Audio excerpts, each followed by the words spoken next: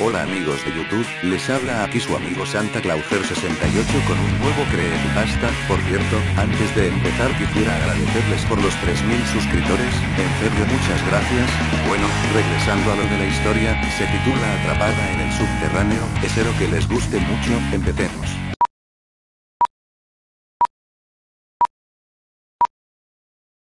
Paula había bebido más de la cuenta, por lo que aquella noche regresaría temprano a casa. Se sentía bastante mal y muy mareada, pero como era relativamente temprano decidió que en lugar de gastarse su dinero en un taxi, como hacía habitualmente cuando regresaba de la discoteca, aprovecharía que el metro aún seguía abierto para ahorrarse unos cuantos euros.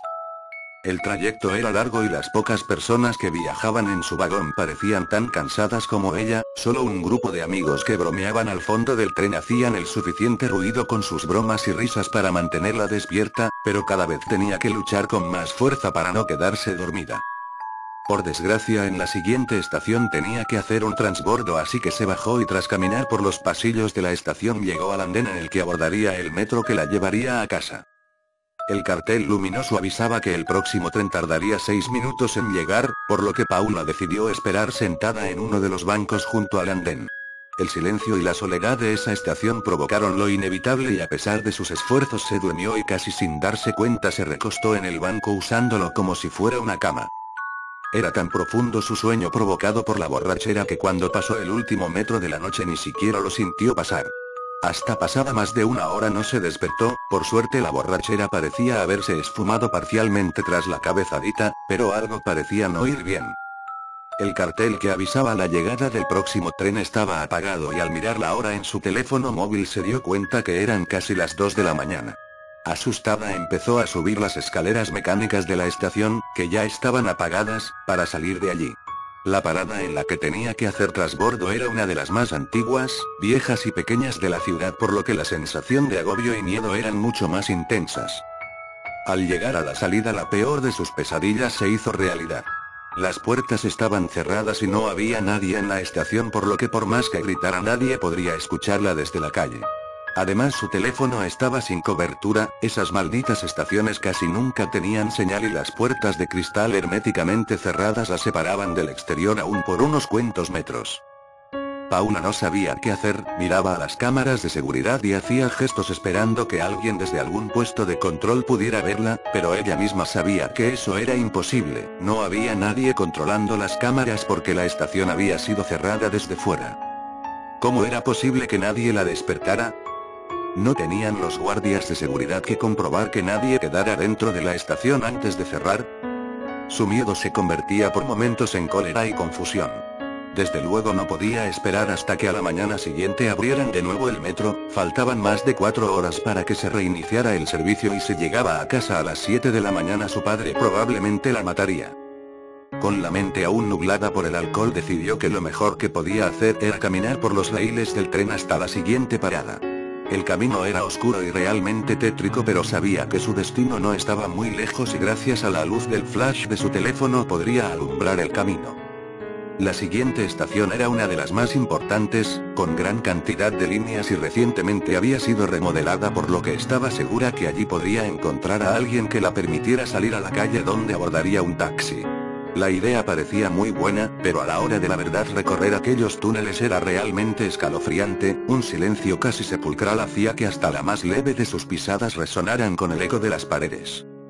Se podían escuchar los chirridos de las ratas y el goteo de algunas zonas en las que parecía que había leves escapes de agua. Sus pasos eran cortos y se detenía a menudo a escuchar porque sentía como si alguien la observara desde la oscuridad. El miedo la invadía y paralizaba por momentos, pero ya era demasiado tarde para volverse atrás, debía estar casi a mitad de camino cuando unas voces la alertaron. Por un momento pensó en gritar para que supieran que estaba allí, pero decidió ser cauta y apagar la luz de su teléfono mientras se escondía en un estrecho pasillo que había en un lateral del túnel. Mientras permanecía escondida y en silencio pudo ver la figura de 2 hombres bastante corpulentos, sus ojos cada vez se adaptaban más a la escasa iluminación de las luces de emergencia que había cada muchos metros en el túnel. Ambos parecían discutir acaloradamente por un cartón de vino y a escasos metros de donde se encontraba Paula comenzaron los empujones y golpes. El más grande de ellos le propinó un puñetazo que tumbó al otro y gloriosamente alzó su trofeo mientras de un trago se bebía casi la mitad del contenido del cartón de vino. El más pequeño enfurecido sacó un cuchillo de la espalda y se lo clavó repetidamente en el cuello a su rival, realmente se ensañó con su cadáver y a pesar de la poca luz Paula pudo ver con claridad cómo tenía toda la cara manchada de sangre. Recogió el poco vino que quedaba y se lo tomó de un trago. Paula estaba temblando del miedo, no se atrevía ni a respirar y desde luego mucho menos a moverse, si estaba lo suficientemente quieta tal vez el vagabundo asesino se iría de allí sin verla. Pero la casualidad no se quiso aliar con ella y justo cuando el asesino se daba la vuelta para marcharse del lugar la batería de su teléfono la delató. Un incesante pitido advirtiendo que la carga estaba a punto de agotarse comenzó a sonar y el vagabundo se giró de inmediato. ¿Hay alguien ahí? Puedo escucharte, sal inmediatamente o te rajo. La pobre chica se quedó petrificada y no sabía cómo actuar mientras el asesino se acercaba a ella. Por instinto decidió tirarle el teléfono con tan mala puntería que este pasó por encima del vagabundo y golpeó la pared del fondo. Él, que todavía no había visto a la chica, escuchó un ruido a sus espaldas y se giró, momento que aprovechó Paula para salir de la oscuridad y empujarle a la vez que salía corriendo. El vagabundo enfureció de tal manera que no dejaba de gritar e insultar a Paula, se levantó y comenzó a perseguirla por los túneles. Ella no era una buena deportista pero el miedo se apoderó de sus piernas y le dio fuerza para correr dejando atrás los zapatos de medio tacón que llevaba aquella noche, sus pies se ensangrentaron mientras corría sobre la gravilla y guijarros del suelo de túnel. Sin embargo el miedo era más fuerte que el dolor y no se detuvo a pesar de que en varias ocasiones estuvo a punto de caerse al tropezar por culpa de la casi total oscuridad de su ruta de huida. Al llegar a la estación Paula ya había logrado sacar unos cuantos metros a su perseguidor y subió al andén para adentrarse en los pasillos que la llevaban a la salida del metro. A sus piernas empezaban a fallarle las fuerzas pero no se podía parar a descansar así que casi extenuada subió el último tramo de escaleras. Lo que vio allí la heló la sangre, la estación estaba al igual que la anterior cerrada y no parecía haber nadie, comenzó a gritar desesperada, a gesticular a las cámaras y golpear las puertas. Pero su perseguidor que conocía a la perfección los horarios y hábitos de los trabajadores del metro ya había subido la escalera y la había cortado toda posible ruta de escape. El asesino se abalanzó sobre ella y tras inmovilizarla la violó y sometió durante más de una hora. Cuando había saciado todos sus apetitos sexuales sacó de nuevo el oxidado y ensangrentado cuchillo con el que había matado al otro vagabundo y se lo hundió repetidamente en el pecho hasta que Paula dejó de patalear y murió con una horrible expresión de terror en su rostro.